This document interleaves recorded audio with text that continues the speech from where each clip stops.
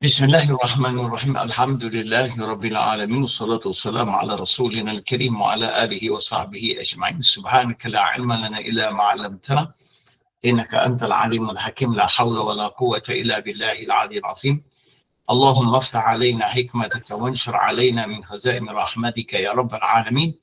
Allahumma faqihna fid din wa 'allimna at-ta'wil. Allahumma rabbana zidna 'ilman nafi'a warzuqna fahman wadhi'a. Allahumma ati nufusana taqwaha وزكها أنت خير من زكاها أنت وليها مولاها. اللهم يسر ولا تعسر. اللهم تمم لنا بالخير.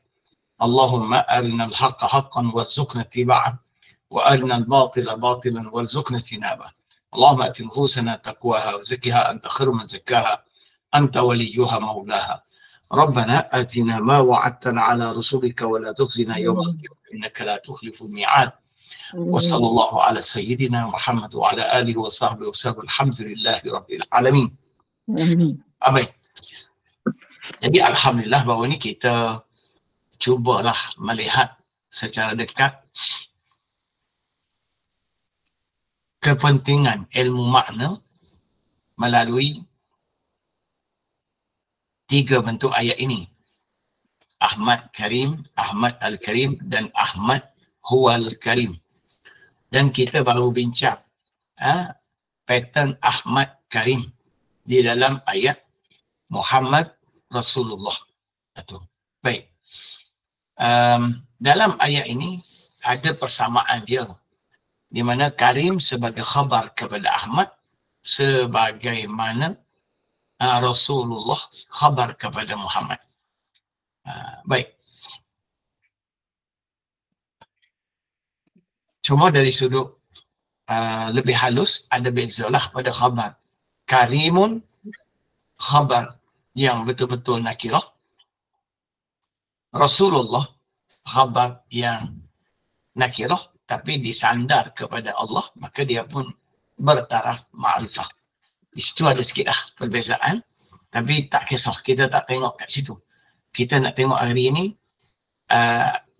hubungan bentuk kedudukan ayat, khabarnya adalah nakirah, yang itu dulu. Ataupun ayat yang mana khabarnya itu tidak ma'rifah dengan alif lam. Baik. Okey. Dalam nota yang kita bincang bawah ni, kita boleh tengok dari sini, di mana dalam perbincangan lepas, kita telah pun melihat pada isu macam mana kita nak baca. Iaitu, sama ada kita nak anggap baca dengan pilih, maka kita akan dapat Muhammad sebagai mubtada, Asyidda sebagai khabar. Itu dia. Jadi kalau nak tangkap benda ni hari ni, bawa dua ketul ni letak dekat luar. Muhammad dan orang-orang bersamanya, ambil macam tu. Asyidda, macam tu. Jadi akan dapat di situ dalam bacaan pertama ni, Muhammadun mubtada.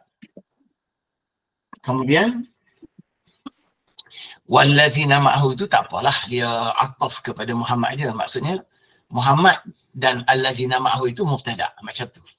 Yang penting kita nak fokus kepada khabar tu, khabar asyidda'u al-kufar. Yang ni betul-betul nakirah. Asyidda' nakirah, tidak disandarkan. Sama dengan Muhammadun Karim bawah ni. Okey. Jadi kalau kita tengok kepada contoh Muhammadun sebagai mubtada bersama dengan allazina ma'ahu, asyidda sebagai khabar, kita akan nampak sama pattern dengan Muhammadun Karimun. Sama. Ambil je Muhammad asyidda, macam tu, sama. Itu kalau kita baca dalam kedudukan pilih, dengan maksud Rasulullah itu bukan khabar, bukan ya. bukan khabar kepada Muhammad. Dia hanya bayan sahaja. Bayan. Baik. Kemudian, kalau dalam bacaan kedua, kita baca Muhammad sebagai mubtada, Rasul sebagai khabar. Yang tu bacaan kedua. Lepas tu, wallazina ma'ahu waw ataf. Ataf antara jumlah. Berbanding dengan sini, ataf antara lafaz. Ni, yang ke atas ni, Muhammad Rasulullah, kalau kita baca kiri, waw tu ataf antara lafaz. Jadi rajah ni dah jelas. Apa maksud ataf antara lafaz? Maknanya walazina ma'ahu itu sebagai satu lafaz yang disambung kepada lafaz Muhammad. Cuma beza antara dua lafaz itu, Muhammad dalam bentuk mufrad, iaitu bukan rangkai kata, sepatah. Walazina ma'ahu itu lafaz yang merujuk kepada golongan tertentu, orang-orang tertentu dalam bentuk rangkai kata. So, boleh ke sambung? Tak ada masalah. Dari sudut kalau kita tengok kepada makna yang dibawa oleh kedua-dua lafaz tu. Muhammad merujuk kepada sesuatu. Wallazina ma'ahu pun, orang-orang yang bersamanya pun merujuk kepada sesuatu. Jadi, waw yang ada dalam ayat pertama ni, waw yang ada dalam ayat pertama ni sebab dia panggil ataf antara lafaz dengan lafaz.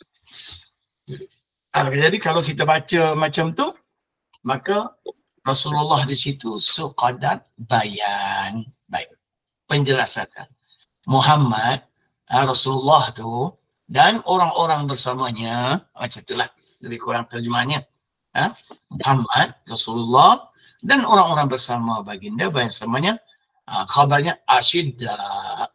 Khabarnya tegas terhadap orang kafir. Di situ khabarnya. Boleh Yang pertama. Okey. Kita ulang balik ni supaya clear semula lah sebelum kita bincang. Okey, cuma bila kita baca macam ni, sahabat semua, bermaksud kita mula ayat daripada perkataan Muhammad. Macam itulah. Dan khabarnya asyidda. Okey. Kemudian, kalau kita baca dengan asful jumlah, ni seperti kat bawah, Muhammad mubtada, Rasul khabar. Tak agak macam tu, khabar. Maka dia jadi satu jumlah. Bila jadi satu jumlah, maknanya di situ baca dengan jim, kita akan baca Muhammad itu Rasul Allah. Okey. Habis kat situ, satu ayat. Wallazina ma'ahu mubtada. Khabarnya asyidda ala kufar wa hamak bainahum. Okey. Tegas. Okey, itu dia kedudukannya. Baik. Itulah struktur yang kita telah tulis. Okey.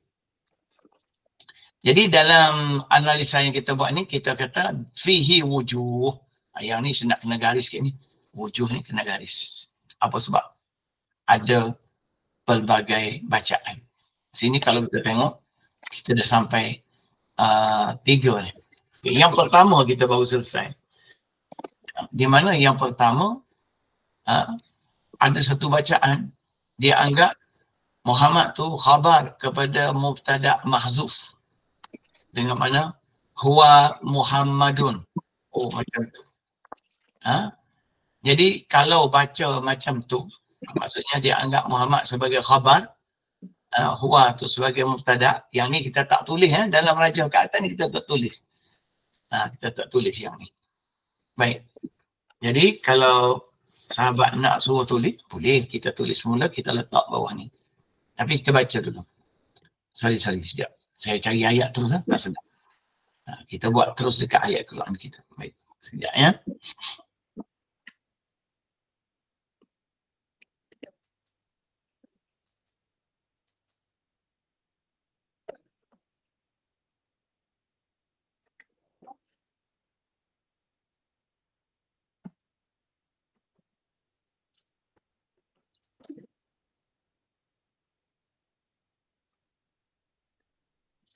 Okey, kita ambil ni. Okey, sahabat tengok. Kita ambil ni.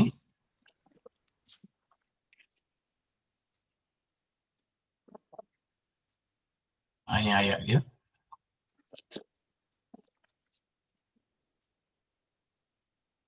Okey. Jadi kat sini kita melukis sedikit supaya bagi benar nampak macam tu.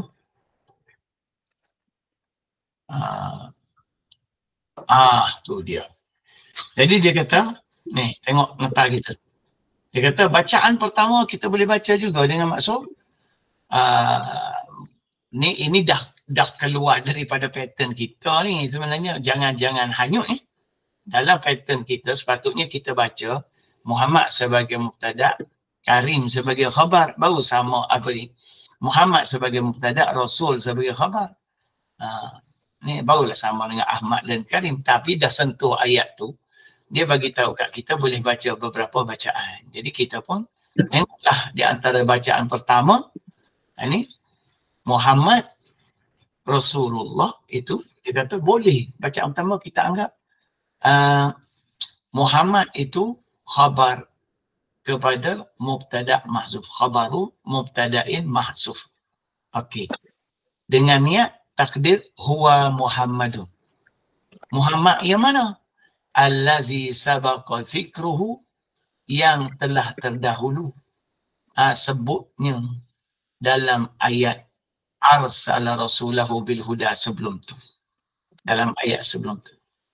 Jadi kat sini kalau kita buka Quran kita, kan dalam ayat, tak boleh ni. Lambat saya buka web kita lah. Okay.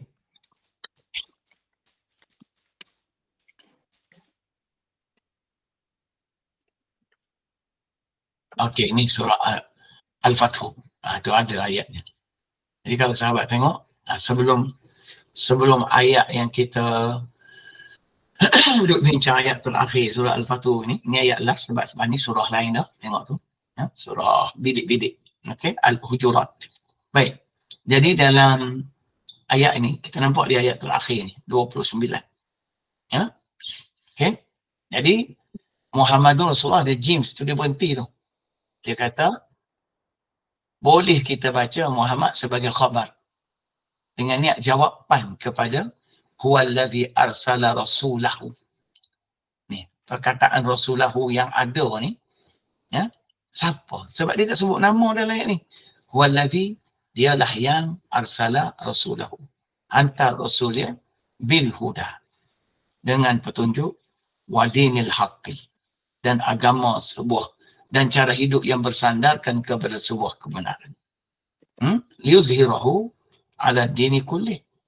Untuk dia zahirkan cara hidup itu di atas agama lain semuanya. Wa kafa billahi syahida.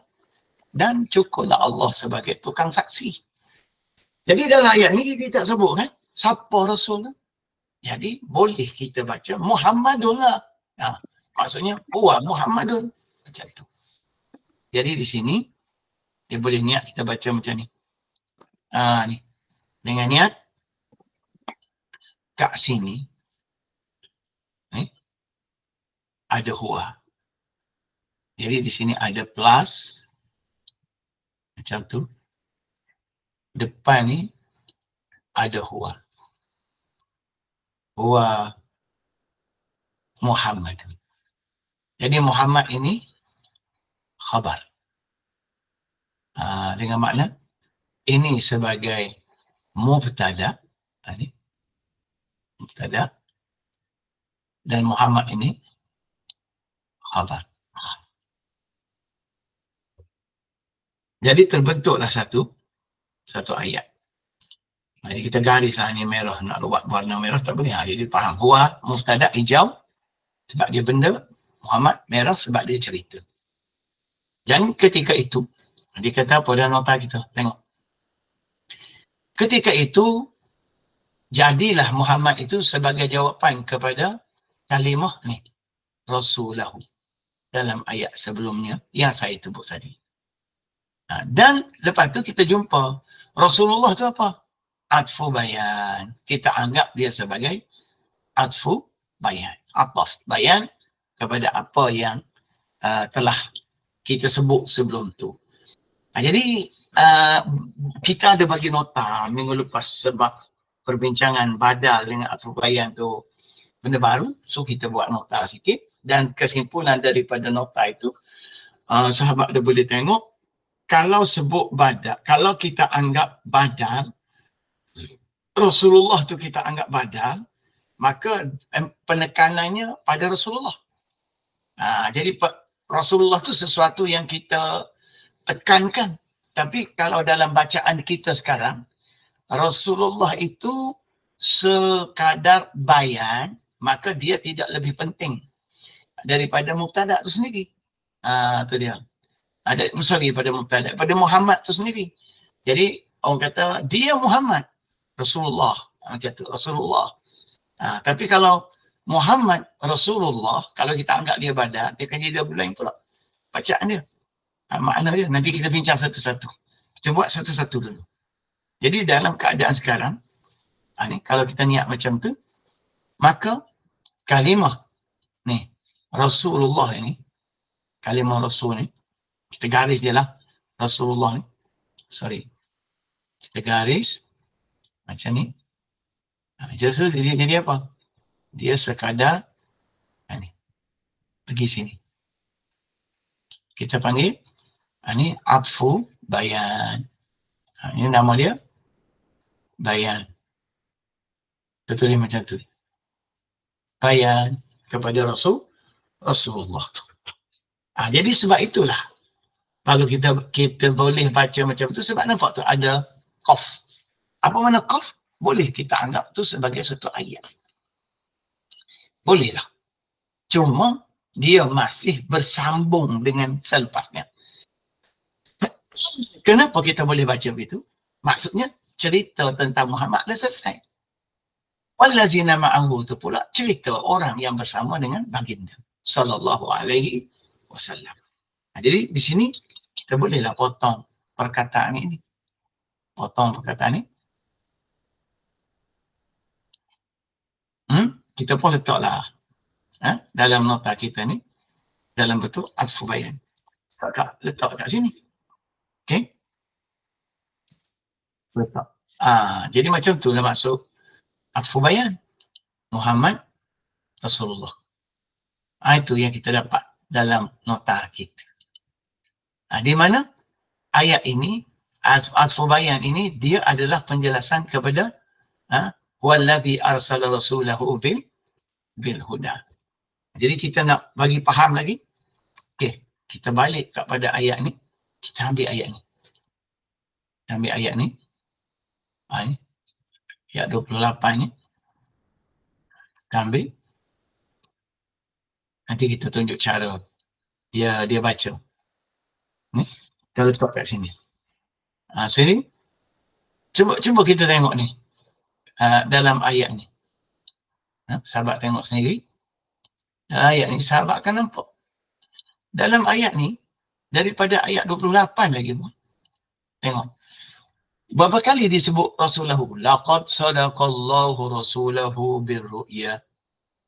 Ru'ya, sorry. Cuba tengok. Sebelum tu, dia sebut tentang orang kafir yang menyekat manusia daripada jalan Allah. Kan ni kan cerita Hudaybiyah. Jadi, saddukum anil masjidil haram wal hadiya ma'kufan an yablugha mahillah. Okey.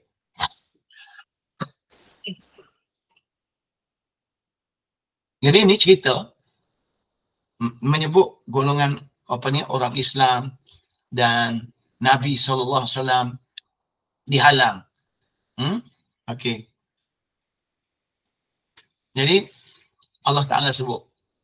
Okey, lepas tu dalam ayat ni pun tak ada nama Nabi. Lepas tu bila masuk kat sini, bila Allah Ta'ala bagi tahu, ni kan cerita besar ni. Sebab laqad sadaqallahu rasulahu ru'ya bil haqqi ni.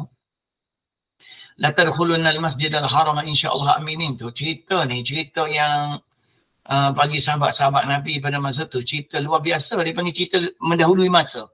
Sebab dia beritahu Rasulullah akan masuk. Tu sebab tu dalam ayat ni kalau sahabat tengok, sini rasulahu sekali. Kamu akan masuk, la tadkhulunna, kamu akan masuk tu. Tak masuk lagi dah. Maksudnya nak akan masuk Masjidil Haram. So dalam ayat ni, cerita ni cerita besar tentang Rasul. Okey, lepas tu huwa allazi arsala rasulahu. Dia yang menghantarkan rasulnya, sekali lagi disebut. Jadi kalau sahabat tengok dalam ayat ni, bagaimana Quran sebut ni rasulahu 2 kali. Allah Taala sebut tentang rasul tadi. Ya. Kemudian arsala rasulahu sekali lagi. Ni rasul dia sebut tentang tu. Masya Allah. Saya lupa ni. Janji bohong saya. Sekejap. Sekejap ya.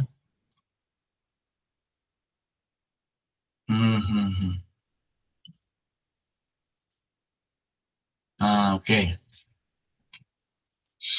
Jadi ada sahabat baru nak tengok kelas. Jadi kita bagi je lah. Dia masuk. Okey. Baik, jadi sahabat. Dalam ayat ni, kalau sahabat tengok, cerita tu kan panjang tu. Cerita Allah benar. Allah memang akan buktikan kepada Rasul dia mimpi benar. Apa dia mimpi tu? Kamu akan masuk Masjidil Haram insya-Allah. Kamu akan masuk. Akan masuk Masjidil Haram insya-Allah. Dengan aman. Dalam keadaan kamu boleh mencukur kepala kamu. Kemudian wa muqassirin. Kamu boleh kerat kuku-kuku apa semua dalam keadaan la takhafun, kamu tak bimbang. Maka fa'alima ma lam ta'lamu. Tiba-tiba Allah Ta'ala dan Allah kata dia tahu apa yang kamu tak tahu. Apa dia yang kamu tak tahu tapi dia tahu ni? Fa'alima ma lam ta'lamu ini apa dia? Iaitu faja'ala min duni zalik. Selepas itu Allah akan jadikan selepas itu fathan qariba, pembukaan yang dekat. Betul lah. Boleh masuk haji lepas tu kan buka kota Mekah. Jadi sebut lagi huwallazi arsala rasulahu bil huda. Jadi sudah tentulah bagi kita yang Rasul sini siapa? Tiba-tiba bila jumpa ayat Muhammadun Rasulullah, maka huwa ini tu jawapan kepada rasulahu yang bergaris itu. Tu sahabat semua. Itulah kedudukannya. Jadi kalau kita baca macam tu, bolehlah kita berhenti pada qili tu. Sebab dia tanda ayat tu jawapan kepada soalan siapa Rasul ni? Muhammad ni. Bila Allah Ta'ala sebut Muhammadun, dia adalah Muhammad. Rasulullah. So di sini, kalau kita baca macam tu, di antara makna, yang apa? Yang hebat ialah kalau kita baca macam tu, dia akan memberi maksud Muhammad tu penting. Huwa Muhammadun. Tetapi bila huwa Muhammadun, Muhammad makrifah lah. Tak sama lah dengan pattern yang kita dah bincang. Apa nama dalam nota kita. Yang satu lagi ni, Ahmad Karim tu. Jadi maka huwa Muhammadun tak sama betul-betul lah dengan Ahmad Karim, sebab Karim tu nakirah. Okey, Ahmad itu seorang yang mulia. Tetapi mari saya tunjuk.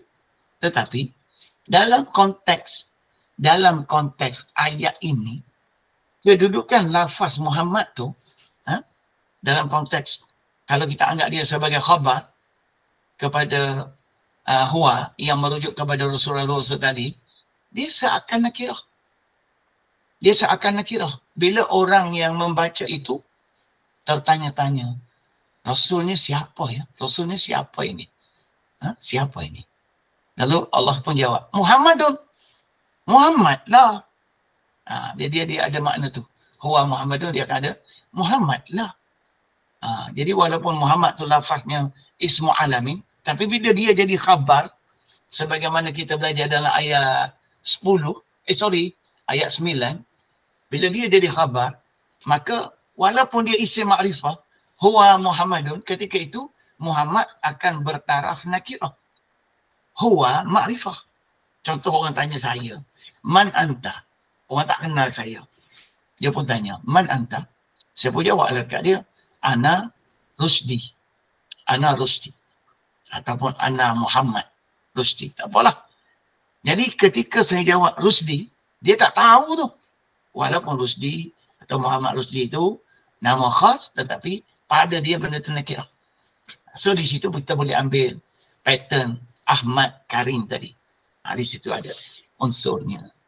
Okey, saya buka ruang. Sahabat ada nak tanya apa-apa dulu dekat sini dengan bacaan ini. Ustaz, kalau macam kita jadikan Rasulullah tu sebagai khabar dan jadikan huwa tu dhamirul fasli, kita jadikan Rasulullah sebagai khabar, lepas tu huwa tu dia jadi Muhammadun huwa Rasulullah, maknanya dia jadi dhamirul fasli. Macam mana? Maknanya kita takdirkan, ini sebab huwa tu ditakdirkan kan di situ kan sebagai mubtada kan. Tapi kalau selain tu kita buat Muhammadun huwa Rasulullah, maknanya kita takdirkan huwa tu ada tapi huwa sebagai dhamirul fasli. Maksudnya boleh ke tak boleh? Macam tu? Ya. Jadi untuk susunan ayat Muhammadun Rasulullah, boleh je Muhammadun huwa Rasulullah. Tetapi dari sudut dhamirul fasli, sistem dhamirul fasli, dia akan hadir ketika mubtada dia bersambung dengan alif lam ataupun ma'rifah dengan alif lam. Mubtada pula. Saya ulangkan lagi. Dhamirul fasli, dhamir pemisah yang maksudnya dhamir yang kita nak letak antara mubtada dan khabar. Contoh seperti Muhammad huwa, kita nak letak wa kat situ. Dhamirul fasli ni setakat yang saya baca, saya jumpa, dia akan hadir ketika khabarnya itu ma'rifah dengan alif lam. Jadi kalau Rasulullah dia sudah nakirah dan disandar kepada Allah, maka dalam susunan Muhammad huwa Rasulullah, dia tak panggil dhamir fasli. Kalau ada juga, dia akan panggil dhamirut ta'kid. Itu beza. Kerana dhamirul fasli, kerja dia ialah untuk mengelak kekeliruan antara mubtada dengan khabar. Contoh ginilah. Untuk mengelakkan Rasulullah tu kita panggil dia sebagai na'at. Ya. So jadi kalau kita buat contoh lah, kita buat macam ni. Kita kata Muhammad, katakan Muhammad, kita ada macam tu lah. Ini contoh. Muhammad Al-Karim. Macam tu. Jadi dengan niat, pada kita dengan niat, dia sebagai khabar. Jadi dalam keadaan macam ni, masalahnya dia akan boleh, kalau kita tak kena gaya sebut, kalau tiba-tiba kita baca Muhammadun Al-Karim. Lagi-lagi kalau kita wasal Muhammadunil Karim, contoh macam tu. Kita baca macam tu. Jadi dia boleh kita baca, saya buat macam ni. Kita boleh baca dengan dua cara. Muhammadun, katakan Al-Karim. Jadi kalau macam nak baca macam tu, kena ada nada ataupun jeda yang menunjukkan kita pisah antara Muhammad dengan Al-Karim. Jadi macam mana kalau nak baca dengan jeda pisah? Baca macam ni. Muhammadun Al-Karim. Macam tu. Muhammadun Al-Karim. Tapi selalunya payah. Payah nak sebut. Maka dekat situ, orang Arab akan sebutlah Muhammadun huwal karim. Itu kita baru panggil dhamirul fasli. Okay? Sebab saya fikir macam Rasulullah tu, kalau Rasul sahaja dia nakirah, tapi bila dah jadi Rasulullah itu dia dah jadi ma'rifah kan. Kalau dalam situasi begini pun, kalau jadikan huwa itu, sebab kalau kita baca tanpa huwa dekat tengah tu, dia akan jadi macam seumpama Muhammad itu, sebab Rasul kan wazan fa'ul kan, dia adalah sifat kan.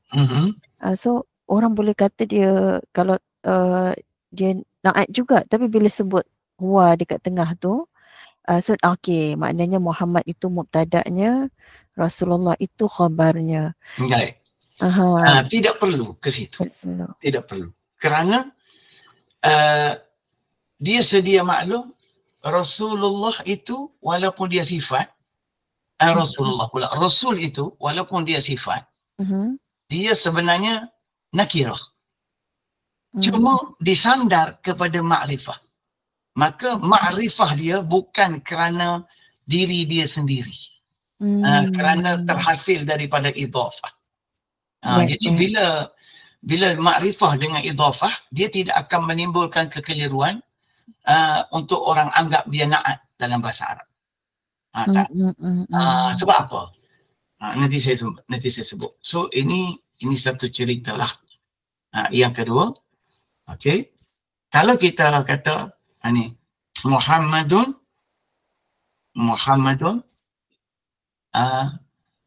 Rasulullah. Macam tu. So orang Arab akan faham dengan jelas. Ia bermaksud Muhammadun, macam tu, Muhammadun Rasulullah. Jadi tanda pemisah antara Muhammad dengan Rasul tu sedia boleh ditangkap oleh. Sebab apa? Sebab Rasul tidak makrifah dengan diri dia sendiri. Dia makrifah dengan sandawan ini kerana Rasulullah itu dia bermaksud Rasulun minallah. Itu dia. Dia bermaksud Rasulun, kan setiap idhafah kan sama ada min atau li atau fi. Jadi makna ini sedia ada dalam kepala orang Arab. Okey, Rasulun minallah. Rasul daripada Allah. Jadi bila kita, walaupun kita sebut Rasulullah, walaupun kita sebut Rasulullah, tapi idhafah, iaitu tiadanya tanwin pada Rasul itu sudah menggambarkan ada idhafah. Bila ada idhafah, automatically orang akan ingat dia sebenarnya asalnya Rasulun minallah. Bila kita sebut dengan maksud, cuba kita sebut kalau ayat Muhammadun Rasulun minallah. Macam tu. So dalam keadaan tu kita tak perlu kepada huwa. Okey. Kalau fungsi dia sebagai litakkid kan, maknanya dia tetap diletakkan di tengah sebab berdasarkan ayat sebelum ni, sebab kan 2 kali disebut rasulahu kan, yang itu huwallazi arsala rasulahu bil huda kan, wa dinil haqqi ni. So secara amnya Allah cerita tentang rasul dia. Jadi bila ayat seterusnya je Muhammadun huwa Rasulullah untuk menjadi takkid, maknanya dia menjadi ayat 10 lah ya Ustaz, bukan lagi tak boleh. Dalam ayat ni, sekejap, kita tak boleh nak letak takkid. Contoh kita nak niat juga Muhammadun huwa Rasulullah, tak boleh di sini kerana sudah memadai nakirahnya Rasul itu untuk kita anggap dia sebagai bayan kepada Muhammad dan tidak perlu kita ada huwa sebab Muhammad di situ sudah dianggap sebagai khabar kepada Rasul sebelumnya. Jadi bila Muhammad tu dianggap sebagai khabar kepada Rasul sebelumnya ataupun khabar kepada mubtada huwa yang merujuk kepada Rasul sebelumnya, automatically Muhammadun dengan Rasulullah tu tak ada hubungan lagi dah. Dia sekadar tak ada hubungan struktur, maksud saya. Tak ada hubungan struktur antara rukun dengan rukun lagi dah. Dia cukup Rasulullah itu sekadar addition, tambahan saja. Sebab saya ingatkan macam Muhammad itu sendiri jadi mubtada, Rasulullah itu jadi khabar. Jadi yang tu kemudian bukan dalam bacaan ini, bukan dalam bacaan huwa ni, jangan campur. Jadi dalam bacaan huwa ni bila kita dah masukkan huwa sebagai mubtada, so Muhammad akan jadi khabar. So bila dah sini ada rukun huwa mubtada, Muhammad khabar, maka Rasulullah tak akan keliru lagi dah, insya-Allah. Maksud saya dalam situasi tu huwa dekat sini tak ada lah. Tak ada, tak boleh ada kalau kita niat baca macam tu. Betul. Itu yang saya maksudkan. Maknanya Muhammad itu menjadi mubtada, Rasulullah itu menjadi khabar. Bukan. Boleh jangan, yang tu kita belum masuk. Yang tu belum masuk. Okey. Yang tu belum. Yang kita duk bincang sekarang ni, bila kita sudah anggap Muhammad khabar, okey, dengar poinnya. Bila kita sudah anggap Muhammad itu khabar, maka Rasulullah di bawah tu tak jadi rukun ayat lagi dah. Dia tak jadi rukun ayat. Yang di bawah pula selepasnya tak jadi rukun ayat lagi. So jadi apa? Paling boleh jadi badal ataupun boleh jadi bayan saja. Bayan. Ataupun ada satu lagi nak kata na'at. Tu je boleh, paling boleh. Sebab badal, bayan, na'at, itu dia panggil unsur-unsur tambahan sebagai unsur-unsur penjelasan tambahan kepada perkataan sebelumnya. Itu ia tidak rukun lah, maksud saya. Ia tidak rukun ayat. Okey. Ini satu bacaan. Okey. Selesai. Adapun apa yang kita kata, okey. Ini cuba kita tengok i'rab sekejap, kita tengok i'rab dekat Muhammad Rasulullah ni. Sekejap kita tengok i'rab. Nanti saya buka.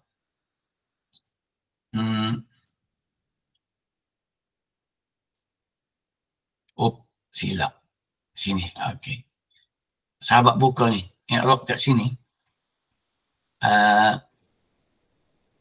Selesai yang tadi, selesai. Okey, ini yang kita ambil tadi ni. Di mana dalam Ad-Durrul Masun Lisamin Al-Halabi, dia kata, okey, qauluhu Muhammadun Rasulullah tu yajuz an yakuna khabaran mubtada mudmar. Dia kata li'annahu, kerana dia lamma taqaddama huwa alladhi arsala rasulahu dalla ala dhalikal muqaddar ay huwa, iaitu ar-rasul bil huda Muhammad. Wa rasul, tengok di sini. Ni. Wa rasul, bila kita baca macam tu, rasul kita boleh anggap badal atau bayan atau na'at. Itu satu. Okey. Kita tengok ni i'rab dia. Itu satu hal. Lepas tu wa an yakuna mubtada. Dan boleh juga dia jadi mubtada atau khabaran. Wa an yakuna mubtada wa Rasulullah ala ma taqaddam min al-badal wan na'at walladzina ma'ahu asfa ala Muhammad wal khabar ashidda. Nanti kita kena potong kat sini. Potong benda ni. Kita ambil sekat-sekat je. Yang kita dah selesai tadi setakat ni. Sebab di sini ada yajuz ni. Perasan ni, kita ambil semua sekali. Okey. Ni siapa cakap? As-Samin Al-Halabi. Ada dalam i'rab ni, muktabar lah bila disebut ni. Baik. Kita buat satu-satu. Okey, sekarang ni, sebelum kita nak bincang i'rab, saya takut kita tenggelam. Dalam pengajian kita duk mengaji makna. Maka, apakah kepentingan makna pada i'rab macam ni? Ni. I'rab macam ni, apa kepentingan makna? Jadi kepentingan makna dia, i'rab macam ni ialah di sudut ad-dalalah al-ma'nawiyah ataupun kita panggil dilalatul ma'na.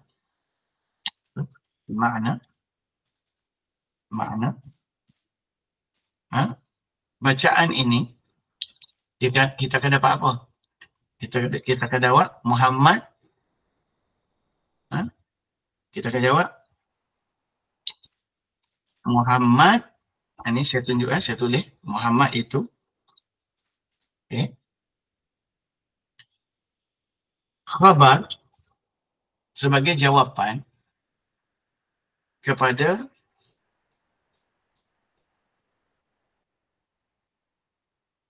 khabar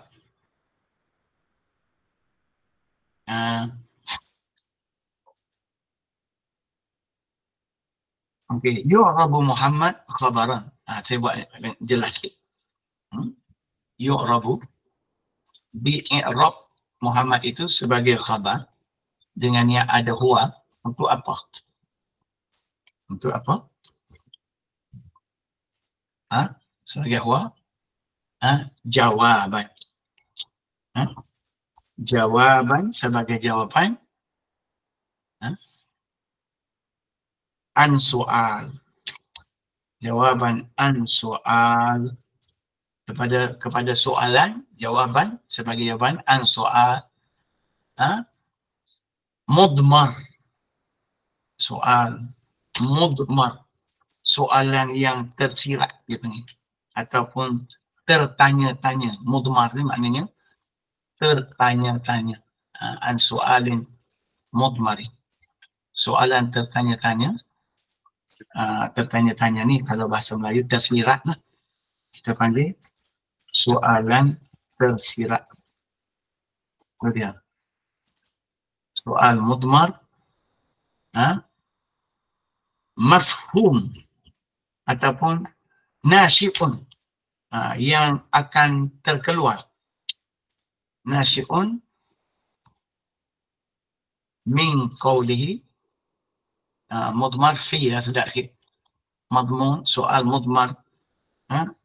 Madmun yang tersembunyi fi qawlihi dalam ayat Rasulahu. Rasulahu. Itu dia. Dan ayat Rasulahu.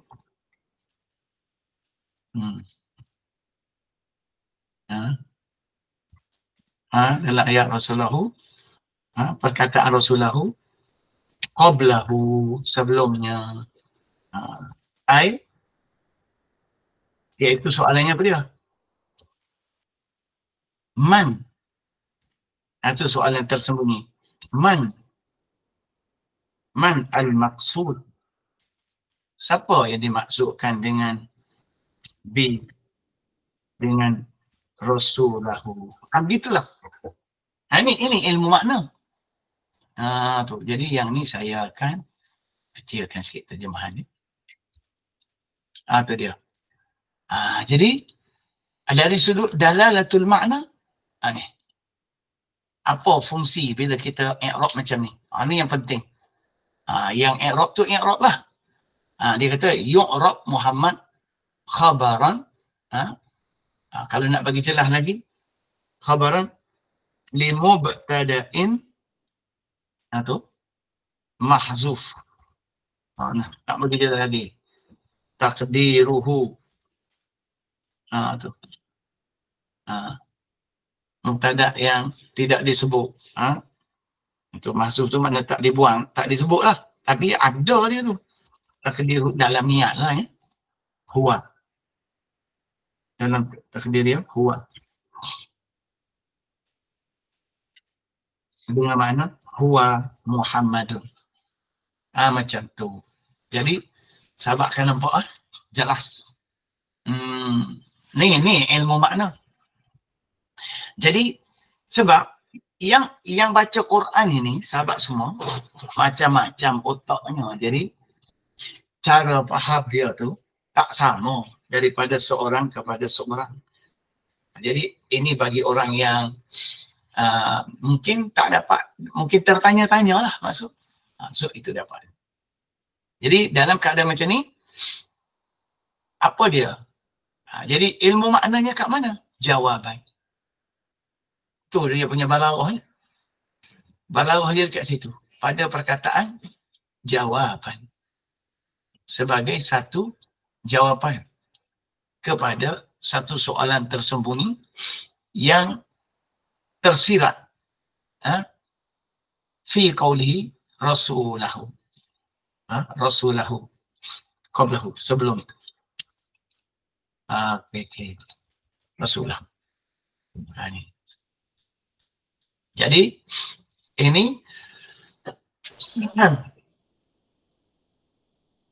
jadi ini. Jadi yang ni kita nak bagi kuat.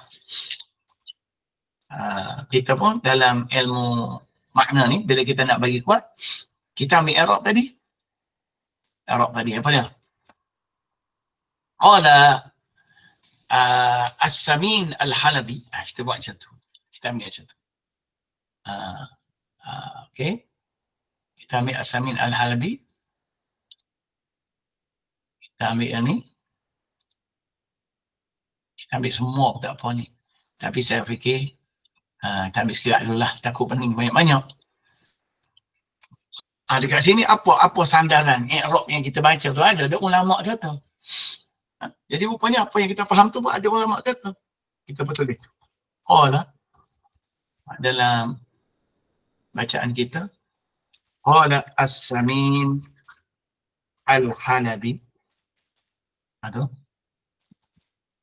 Dia kata apa? Kalau tak pada situ, ada. Qala As-Samin Al-Halabi. Orang kenal lah As-Samin Al-Halabi ni. Kita pun buat macam tu. Tengok. Dia kata apa tu? Qauluhu, firman Allah. Ni. Muhammad Rasulullah itu. Dia kata yajuz. Okey. Yajuz boleh an yakuna khabara mubtada'in mudmar. Tengok, dia sebut mudmar jugalah istilahnya. Dia kata okey, mudmar dia adalah khabar kepada mubtada' mudmar, mubtada' yang tersembunyi. Sebab apa dia kata? Li'annahu, kerana lamma taqaddama, bila sudah terdahulu. Lamma taqaddama qauluhu. Saya tambahlah kat sini. Bila sudah terdahulu kata-kata dia ni, qauluhu. Ni saya tambah sikit lah. Tapi biasa kan kalau yang kita tambah ni nak bagi jujur, kita kena macam ni dalam kotak. Sebab As-Samin Al-Halabi tak kata kita tambah, nak bagi orang sekarang faham. Huwa allazi arsala rasulahu bil huda itu, bila dia tambah yang tu, dalla ala zalikal muqaddar, dengan sendiri perkataan arsala rasulahu itu dalla akan menunjukkan ala zalikal muqaddar, kepada apa yang kita anggap ada, iaitu huwa tadi. Dengan mana? Ai huwa. Ada huwa. Depan tu ada huwa. Ai huwa. Huwa tu siapa? Ar-Rasul bil huda Muhammad. Ai huwa. Jadi di situ boleh kita baca. Ini i'rab yang pertama. Bila kita baca macam tu, kita baca dengan mana seperti i'rab di atas, dia pun sebut kat kita. Dia kata waktu itu Rasulullah itu bolehlah kita anggap dia sebagai badal atau badal atau bayan atau na'at. Nampak yang kita bincang pun ni? Dalam nota saya buat ada badal atau bayan atau na'at. Jadi dah baca kan nota tu kan? Jadi saya harap kita semua baca, kita dapat pengajar ilmu dia lah. Baik. Jadi apa beza kalau kita anggap dia badal, kalau kita dalam ayat sekarang ni kita anggap dia bayan, so dia bukanlah benda yang kita utamakan. Maksudnya isu dia sebagai Rasul tu tak jadi masalah. Tetapi isu siapa dia, itu yang jadi utama. Sebab tu kita anggap dia khabar.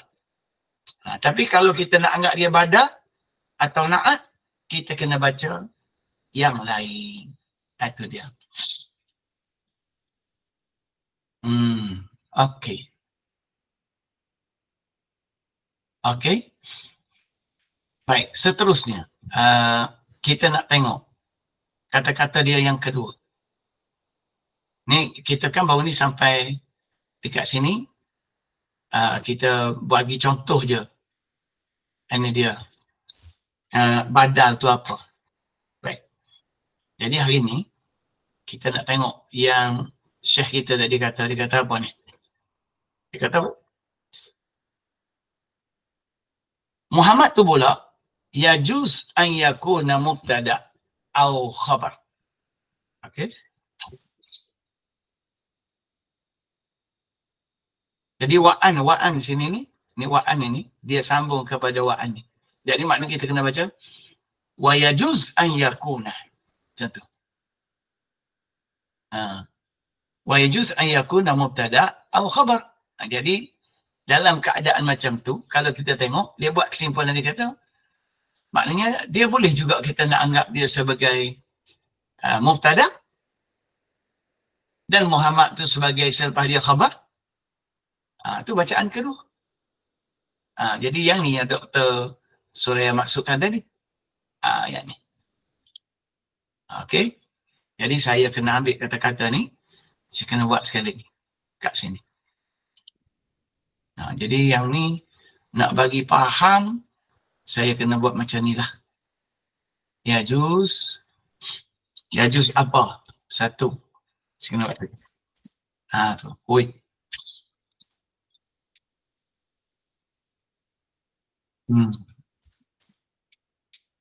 Okay.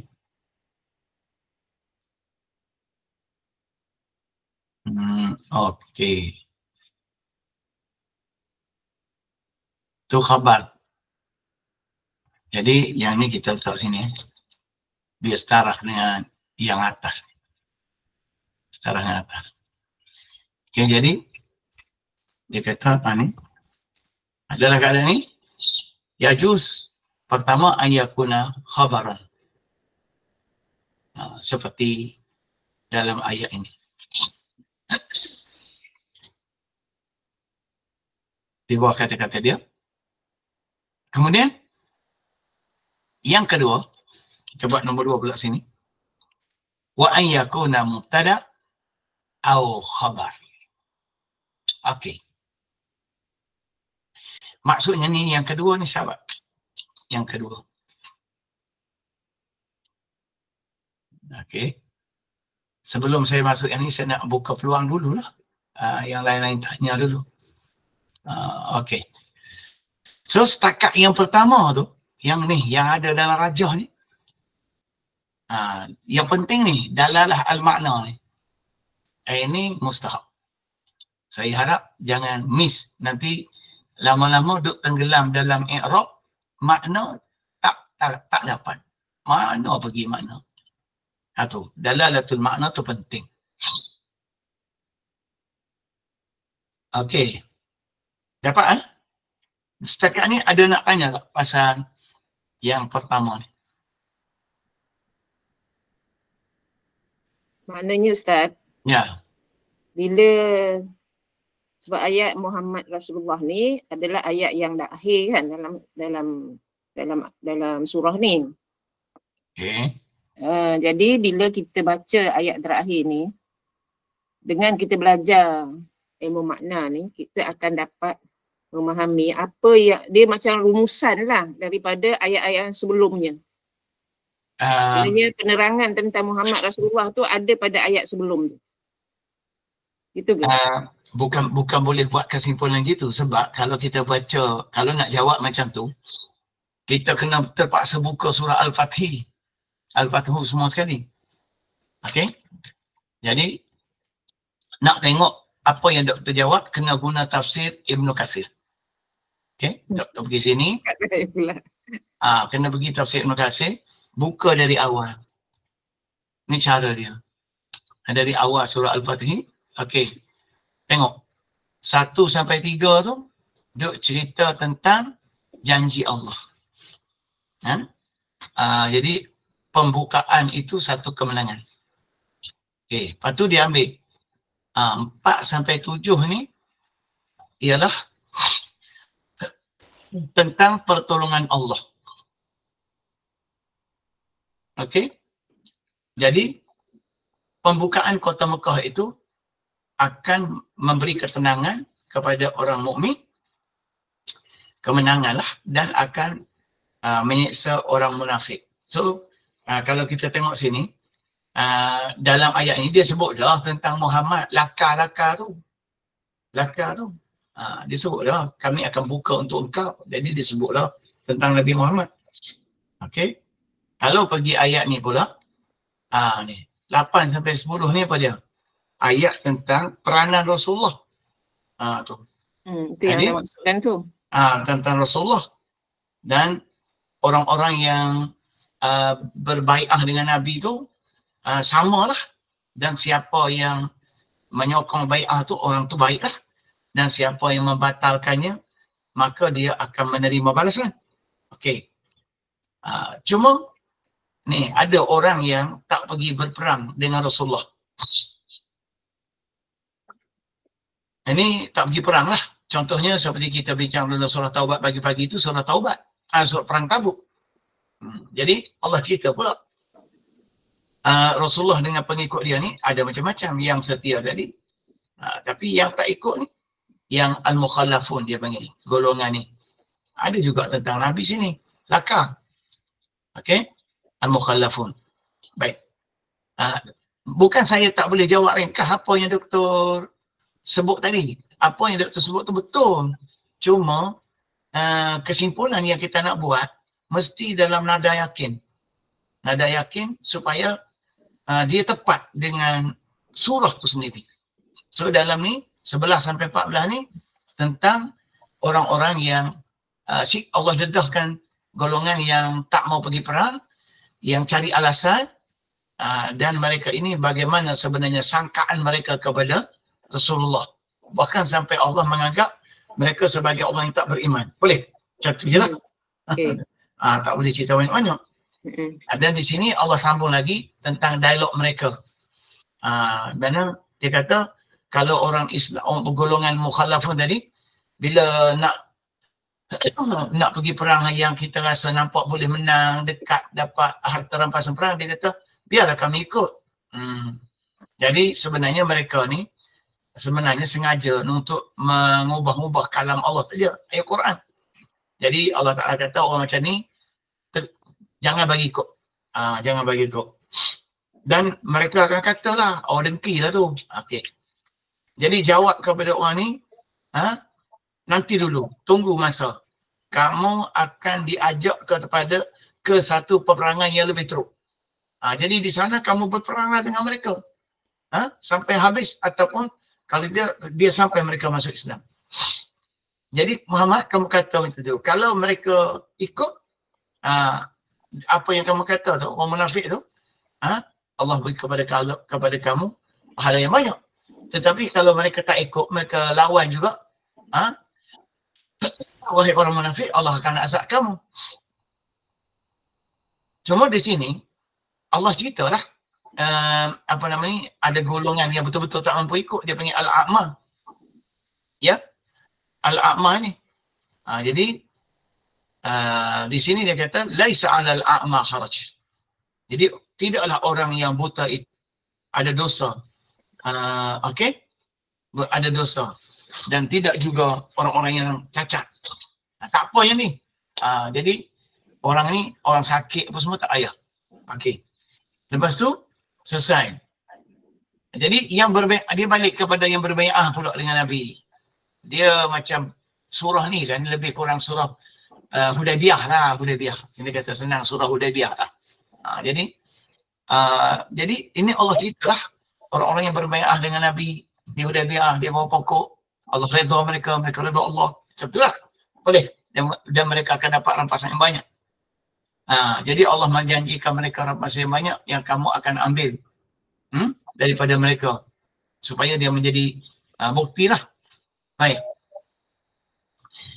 Jadi di situ Allah ceritalah tentang kedudukan dan Allah beri janji dalam ayat ni apa yang sunnah Allah tu dia akan tetap jalan. Macam mana pun. Jadi Allah sebut pula dalam surah ini ayat 25-26 tentang orang kafir. Jadi orang kafir ni pihak musyrikin Makkah lah yang cuba menyesak orang-orang Islam menyebabkan orang Islam marah. Jadi orang Islam pun nak serang lah orang Mekah tadi kan kes Sayyidina Osman yang kononnya dibunuh lah. Sebenarnya dia tidak dibunuh pun sebab dia di Makkah tu dia ajak oleh kerabat-kerabat dia sebab lama tak jumpa, rindu sebab Osman ni baik. Jadi ketika itu Allah tak izinlah perang sebab apa? Nanti kalau kamu serang ada yang tak salah apa semua sekali. Nanti kena terlibat juga. Jadi Allah ceritalah kenapa orang kafir ni menyerang sangat sebab dalam diri mereka ada satu sikap dia panggil hamiyah jahiliyah. Maka di situlah Allah turunkan ketenangan kepada Rasul dan orang mukmin dan Allah Ta'ala bagikan mereka ikut takwa macam itulah. Lepas tu barulah balik cerita ni. Barulah Allah Ta'ala bagi tahu sebenarnya janji Allah boleh masuk tu akan berlaku. Kamu akan masuk insya-Allah aman. Jangan bimbang maksudnya. Cuma Allah lebih tahu apa yang kamu tak tahu. Di mana Allah akan menjadikan di sebalik penangguhan semua itu adanya balasan. Dia tu. Ni nak closing ni, nak score goal ni.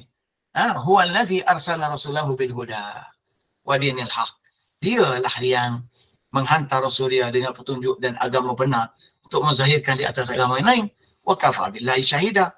Jadi cukuplah Allah itu sebagai tukang saksi. Betul tak? Dia disebut tak Rasulullah tu kat situ.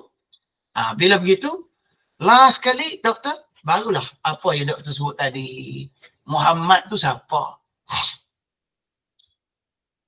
Jadi dekat ayat Muhammad Rasulullah ni dia boleh i'rab macam-macam. Sebab dia boleh jadi jawapan kepada orang yang ragu-ragu. Rasul tu macam mana? Muhammad tak? Muhammad yang kamu kenal tu. Jadi dia tu Rasul Allah. Maka disebutlah. Dan orang-orang bersama dia macam tu. Jadi hak doktor kata dia kesimpulan tadi tu betul lah. Tapi kesimpulan untuk supaya orang mukmin terima keputusan Rasulullah. Tak masuk Mekah. Itulah lebih kurang kita kata. Terima. Sebab apa kena terima? Kerana mereka tak puas hati Rasulullah terima perjanjian Hudaibiyah tu. Macam tu lah lebih kurang pengajian ringkas tadabbur kilak surah Al-Fathu. Dapat tak? Kalau buat macam tu, rasa satu surah sekejap je. Betul. Kalau buat macam tu. Jadi yang tu lah yang kita senang dapat follower kalau buat macam tu. Nanti orang tak ramai, oh macam tu. Okey. So doktor, dapat tak? Doktor? Okey. Boleh. Okey, sahabat lain.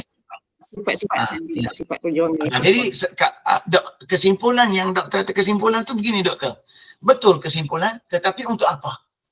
Kesimpulan untuk membuat hati orang mukmin redha dengan keputusan Muhammad sebagai seorang Rasul Allah.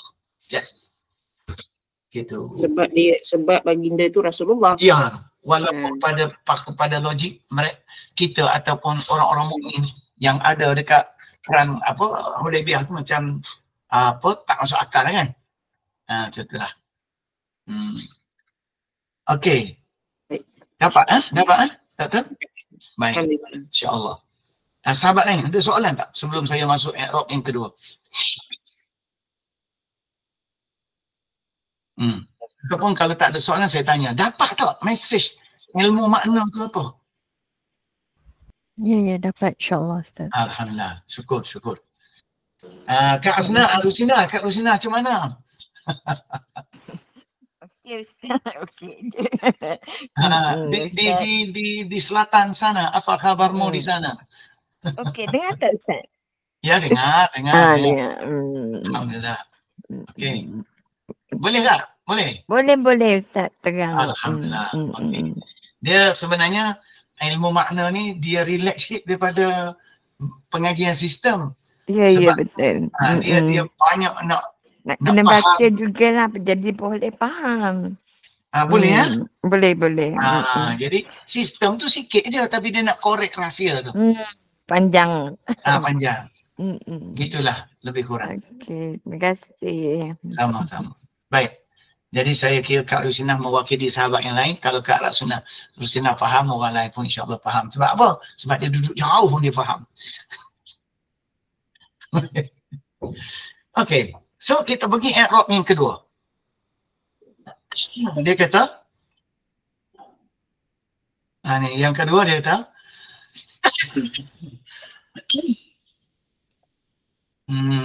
dia kata apa? Wa an yakuna mubtada'an aw khabaran.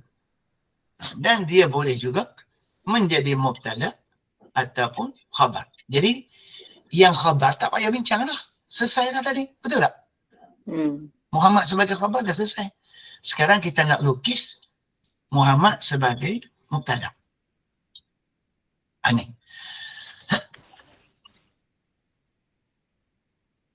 Jadi dalam Muhammad sebagai mubtada ini, macam mana kita nak lukis? Kita ambil ayat ni lah pula. Ustaz nak cerita sikit Ustaz. Boleh sila. Tak? Teringatlah, nak share lah.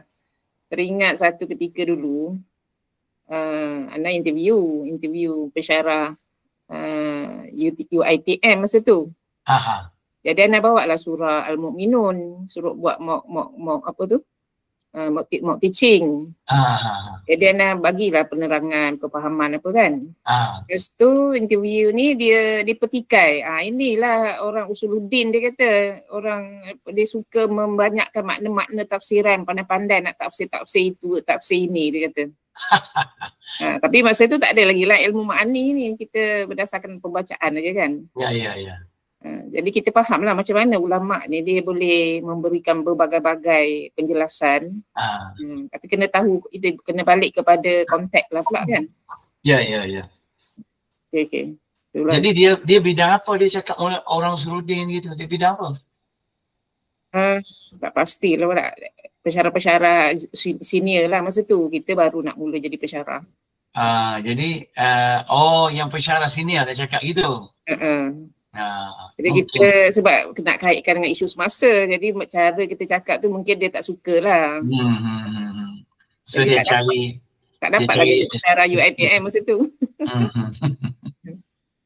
Okey, selesai ya. Jadi sekarang kita pergi i'rab yang kedua. I'rab yang kedua ni mudah aja. Maksud dia dalam i'rab ini Muhammad sebagai mubtada, Rasul sebagai khabar. Itu dia. Muhammad sebagai mubtada, Rasul sebagai khabar, dan Rasul disandar, mudhaf, mudhaf kepada Allah. Jadi di situ bila kita anggap macam tu, maka dia sekadar mudahlah, simple lah. Lepas tu habis, boleh berhenti dekat situ. Selesai. Kenapa boleh berhenti? Untuk membuat penegasan. Jadi bila saya jelaskan panjang-panjang tadi kita punya mesej surah Al-Fathu, bukanlah panjang huraian, tak, ringkas je. Tapi saya jelaskan keseluruhan tu untuk memahamkan kepentingan i'rab ini. Begitu. Jadi kita ambil i'rab ini, kita dah selesai. Sorry, ada satu lagi nak kena tulis. Jadi di sini, di antara Muhammad Rasulullah tu dengan makna ada min. Seolah-olah di sini ada min. Jadi min itu kita letak dalam kurungan. Kita tulis warna lain sikit lah. Sebab dia tersembunyi. Jadi min ni partikel, kita pakai warna partikel. Gitu. Jadi seolah-olah di situ ada min. Muhammad Rasulullah.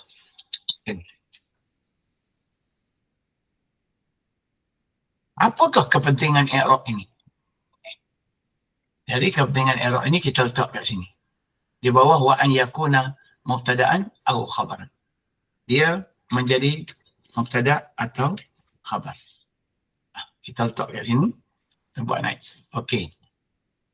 Dalam i'rab ini, sahabat semua, kita akan nampak apakah kepentingan i'rab ini dari sudut dalalah al-makna. Okey.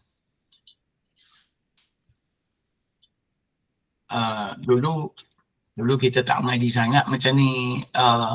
Masa kita mengaji awal-awal tu kita tak mengaji macam ni. Sebab kita tahu dah kalau mengaji macam ni jenuh lah. Jadi okey, di sini kita akan tulis macam ni. Kita akan tulis i'rab dia panjang tak? Dia panjang. Yu'rabu nombor 1,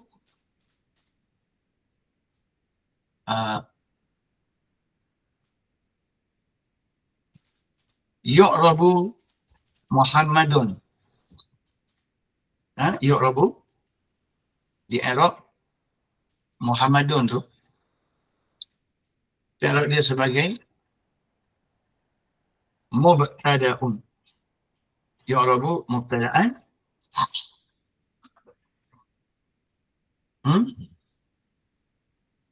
Kita i'rab dia sebagai mubtada' tu kenapa? Kerana dia musnadan ilaih. Jadi yu'rabu Muhammad mubtada'an sebagai mubtada', sebab dia musnadan ilaih.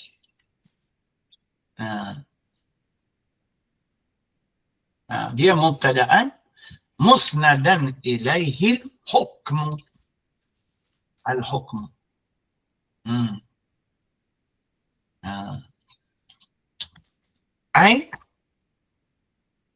Ai dengan maksud yarji'u, dia akan merujuk ila syai'in ma'rifah, ataupun kalau tak faham syai'in mu'ayyanin. Ila syai'in mu'ayyanin, ma'rufin. Nak bagi jelas lagi. Itu dia. Tu. Jadi itu tujuan dia, apa nama ni,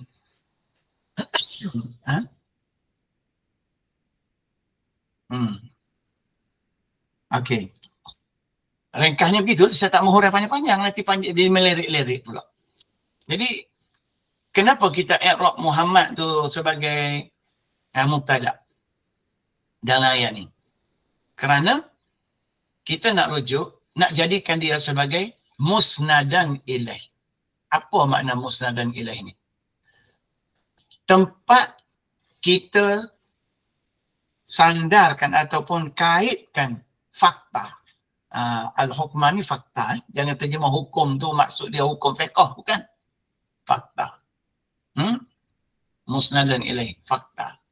Dengan mana? Ai, iaitu yarji'u, dia akan merujuk ila syai'in mu'ayyan ma'ruf. Merujuk kepada sesuatu yang sudah dikenali dan boleh dikenal pasti. Jadi dalam konteks i'rab macam ni, dia menjadi apa dia tu? Sebagai ta'kidan. Tu. Ta'kidan lil mukhatab. Sebagai penegasan atau lil mukhatab, kepada pendengar, ataupun kalau di sini kalau kata mukhatab situ sahabat-sahabat Nabi lah yang ada pada zaman beliau. Kalau kita as-sami' ni, as-sami' yang mendengar cerita ni. Kalau baca al-qari, yang duk baca cerita. Jadi ta'kidan lil mukhatab awil sami' ataupun awil qarib. Al-qarib pembaca. Ala tentang sya'nihi. Sya'nihi. Kedudukan baginda. Sya'nihi tentang kedudukan baginda. Ka rasulin, sebagai seorang rasul minallah, daripada Allah. Jadi di situ bila nak suruh sahabat-sahabat tadi terima perjanjian tu, maka Allah tegaskanlah Muhammadun Rasulullah. Jadi Muhammad yang kamu kenal tu bukan orang asing. Tu.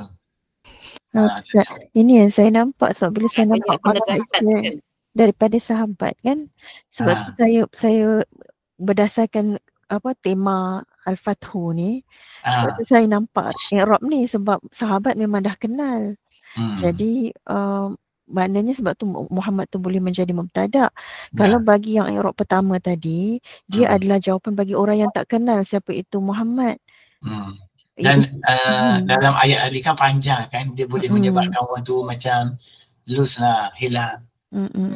Sebab masa Hudaibiyah tu kan ada sebahagian sahabat yang tidak setuju, seolah-olah mereka terlupa kepada ketika itu Muhammad itu adalah Rasulullah. Jadi Allah tekankan di sini kan. Jadi dalalah makna untuk i'rab ini lebih cenderung kepada yang untuk sahabat.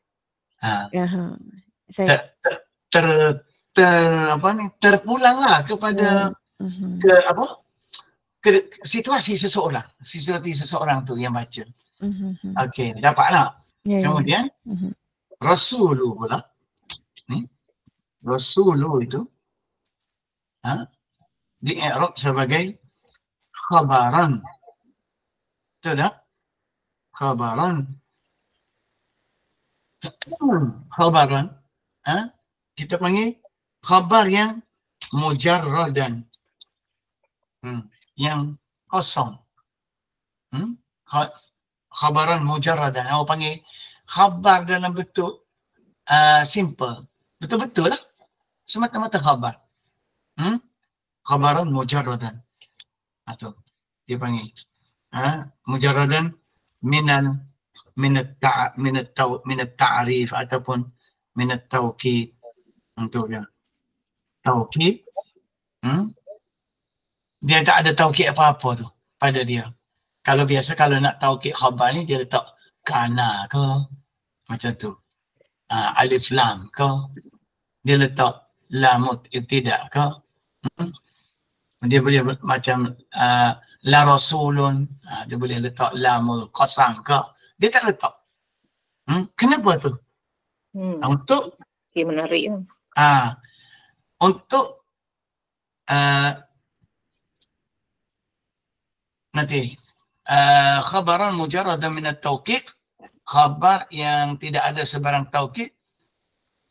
Untuk apa?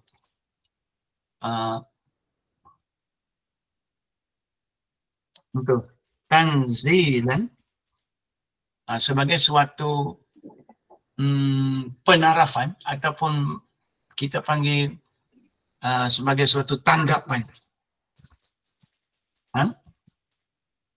Tanggapan, sebagai suatu tanggapan lil mukhatab, kepada orang yang mendengar atau membaca, manzilatal jahil. Tu. Pada kedudukan orang yang jahil, orang yang tak tahu. Sebab tu simple ayat dia. Muhammadun Rasulullah. Dia sebab situ dia ada unsur tanggapan, tanzilan lil mukhatab. Kita anggap sahabat-sahabat tu macam terlupa bahawa Nabi itu Rasul. Itu dia panggil manzilatal jahil. Jadi dalam keadaan, kenapa kita anggap begitu? Tu kita anggap begitu sebab bisa babi bisababi sababi rafdihim, dengan sebab rafdihim tak sedap, kita kata bisababi adami qubulihim, qubulihim, penerimaan mereka, bisababi adami qubulihim, penerimaan mereka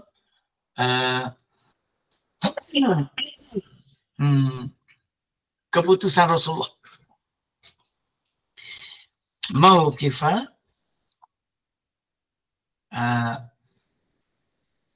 saya buat ni kalah, bisababi adami qubulihim as-sulha, perdamaian, perdamaian fi bidayatil amri, di permulaan proses. Itu dia.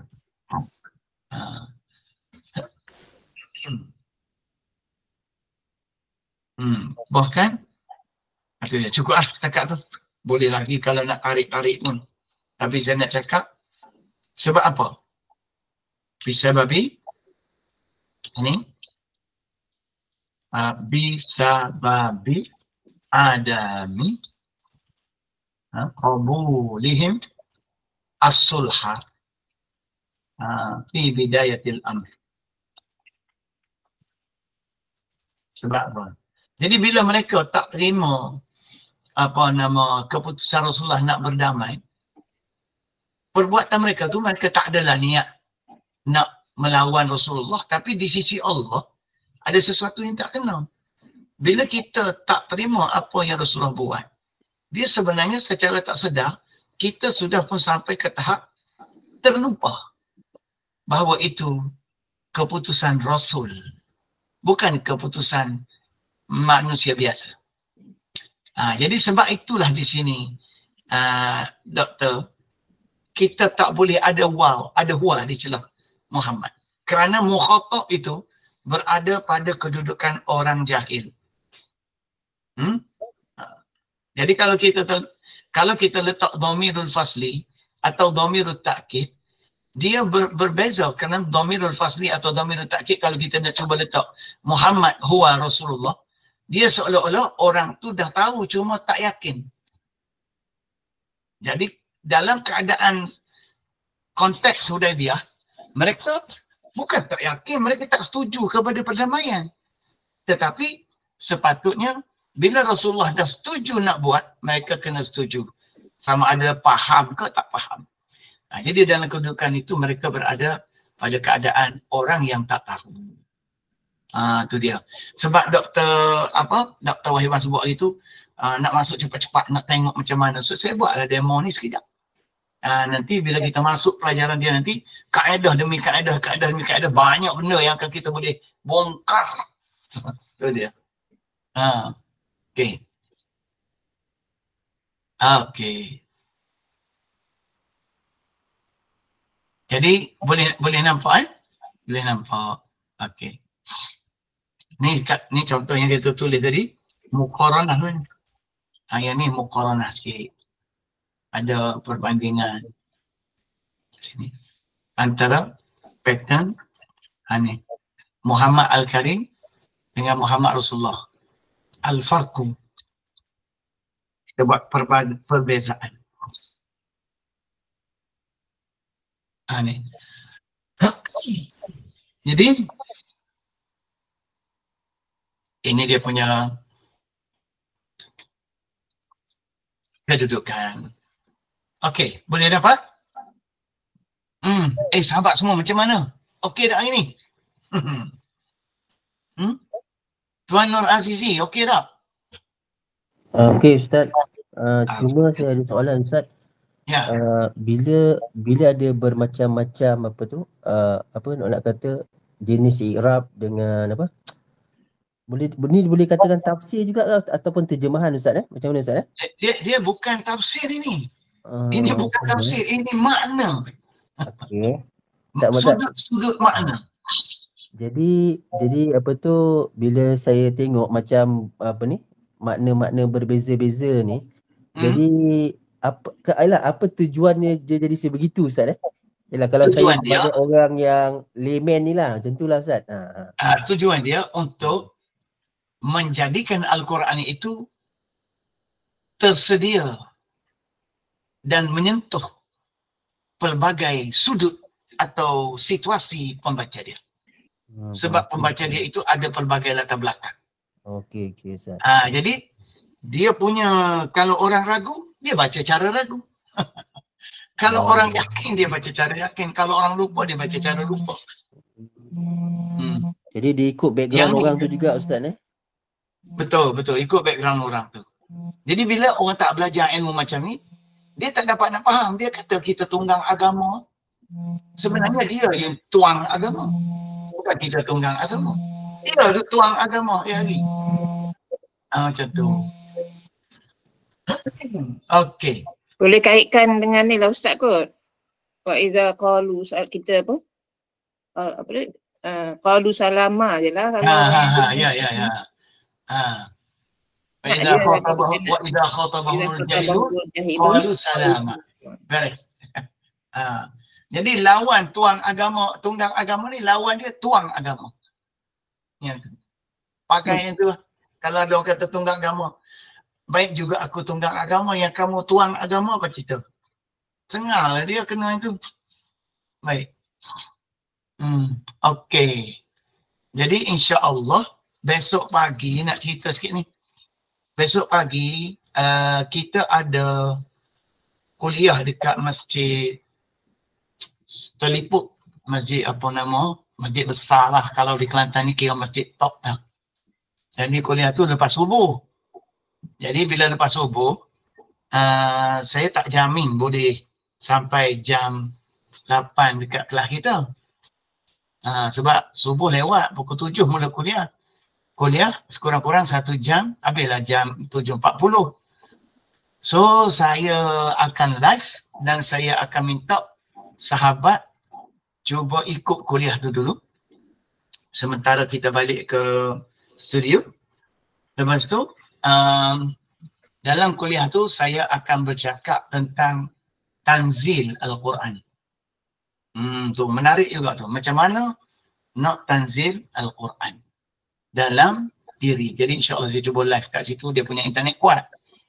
Jadi sahabat boleh dengar sebab di situ saya akan terangkan apa itu konsep tanzil dan saya akan tunjukkan contoh-contoh skop tanzil, contoh tanzil zaman dulu, contoh tanzil zaman hari ini dan tanzil pada masa akan datang dan unsur-unsur futuristik dalam tanzil Al-Quran. Jadi insya-Allah esok menarik lah. So kita harap semua yang ada esok mulai 7 pagi tu kita dah mula kuliah kat sana. Lepas tu kita balik studio, kita tengoklah sampai pukul berapa, tak boleh nak janji. Tapi kita boleh anggap kelas tu sebagai salah satu pengajian ilmu makna esok. Sebab dia aplikasi. Macam mana saya nak cipta satu, sebab nuzul Quran, sama nuzul Quran. Jadi saya pun fikir, kena buat serius tajuk tu sebab dia tajuk besar. Macam mana nak tanzil Al-Quran ke dalam diri kita. Saya akan cubalah setakat mana yang termampu. InsyaAllah. Jadi sahabat semua, kita harap kelas kita ni jangan ada yang tersisa ataupun tercicir. Kalau tercicir pun mesti kena dengar rakaman sebab dia lain-lain. Macam mana rasa segar bila belajar ilmu ni? Kalau kita belajar ilmu i'rab, ilmu ayat 10 nahu-nahu tu, dia macam rasa macam statik sikit. Yang ni dia seronok. Okey, ada soalan lagi sahabat? Sempat nak mengantuk Ustaz. Sila Nur Nadia. Sila Puan Nur Nadia. Saya rasa seronoklah kelas ni. Macam alhamdulillah lah kita pun dah belajar basic kan. So bila Ustaz terangkan tu, macam tu lebih faham, seronoklah. Ya. Kalau boleh kita yang ada ni hari ni ambil video hari ni, nanti siapa yang upload? Puan Linda ke? Bukan Ustaz, Puan Mahani. Tapi nanti saya sampaikan. Tadi kalau boleh upload secepat mungkin.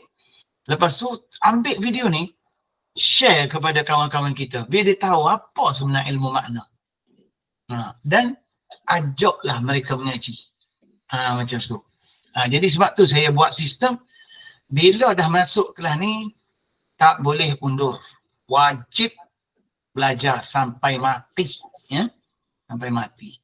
Kerana dia bukan biasa-biasa. Nak cari community yang seperti kita ada sekarang ni pun bagai antah dalam beras. Tentu je sahaja. Sahabat semua. Tuh. Jadi, ya. Maksud tanzil ni, dia tanggapan ke macam atau dalam balaghah kita panggil tanggapan. Semana kita, kalau dalam tajuk kita ni, tanzil tu makna kita grade orang tu dia duduk kat mana. Tanzil nama ayat ni. Kalau kata macam Al-Quran tu diturunkan tu pun kita panggil tanzil juga Ustaz. Tanzil juga. Sebab yang ni pun dia guna istilah dalam ilmu balaghah, dia panggil tanzil sebab pindah orang itu daripada kedudukan asal kepada darjat yang lebih rendah.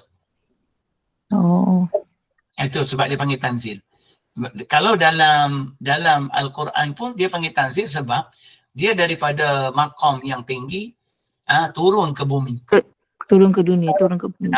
Daripada Allah Mahfuz lah maksudnya. Ya betul. Kepada Baitul Izzah, kemudian turun ke bumi. Baitul Izzah.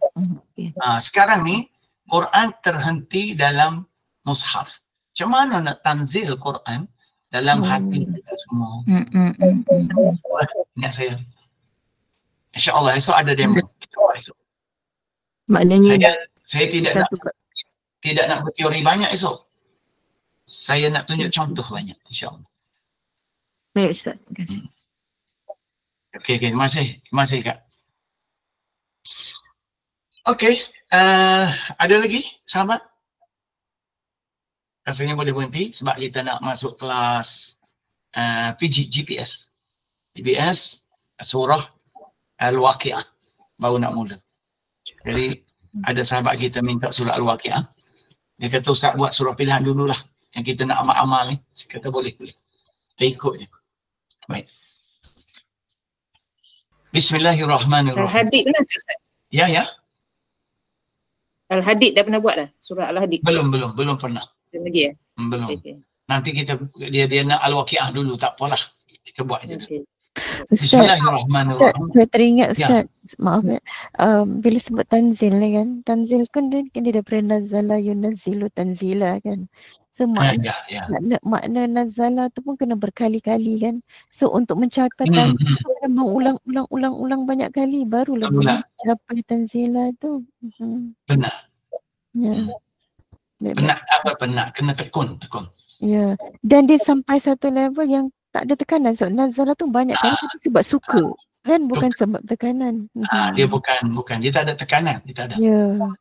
Ada dari wazan tu tersirat. Kita boleh pergi balik ke asal daripada tanzila tu sebenarnya daripada kita dapat makna dia kan, maknanya untuk capai tanzil tu mestilah tekun, tapi tekun dengan rela hati kan. Ya. Okey. Dapat Dapat. Okey. Bismillahirrahmanirrahim. Alhamdulillahirabbil alamin wassalatu wassalamu ala rasulina al-karim wa ala alihi wa sahbihi ajma'in. Subhanaka la ilma lana illa ma 'allamtana innaka antal alimul hakim. La hawla wa la quwwata illa billahil aliyyil azim. Allahumma anfa'na bima 'allamtana wa zakkirna minhu ma nasina wa 'allimna minhu ma jahilna. Allahumma tammim lana taqsirana fi ada'i wajibatina wa qada'i a'malina. Allahumma ati nufusana taqwaha wa zakkiha anta khairu man zakkaha anta waliyuha maulaha. Allahumma arina al-haqqa haqqan warzuqna ittiba'ah wa arina al-batila batilan warzuqna ijtinabah. اللهم تمم لنا تقصيرنا في أداء واجباتنا وقضاء أعمالنا. ربنا زدنا علما نافعا وارزقنا فهما واضحا. ربنا آتنا في الدنيا حسنة وفي الآخرة حسنة وقنا عذاب النار. وصلى الله على سيدنا محمد وعلى آله وصحبه وسلم والحمد لله رب العالمين. قبل الله منكم. Terima kasih Ustaz. Terima kasih Ustaz. Assalamualaikum. Jazakallahu khair Ustaz. Barakallahu fiik. Jazakallahu khair Ustaz. Amin. Ya na wa